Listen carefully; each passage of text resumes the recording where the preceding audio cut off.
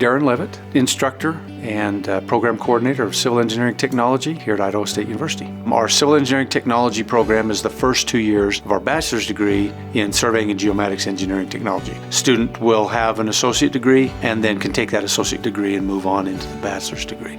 We spend a lot of time outside with hands-on learning, both in the surveying side of things, the materials testing side of things. We teach classes in three-dimensional laser scanning. We teach classes in drones. Anytime you can launch a drone into the air, collect data all day long, bring that data back and have useful information. Now that we've flown all day and gathered all of this data, what can we do with that data? So that's what we teach the students. It's imagery analysis, we call it, where they can take that image and turn it into something that's useful for the industry. Currently, the job outlook is we can't find enough students to meet the demand, not even close nationally. So because of that, a few years ago, we've pushed all of our classes now online. You can either take a class fully in person, you can take it fully online, or you can take an asynchronous, we call them, where it's a combination of both. Now we currently have students in over 20 states across the nation. Probably 80% of our students are working full-time, what we call incumbent workers, taking classes to supplement their career path because they can't license without a degree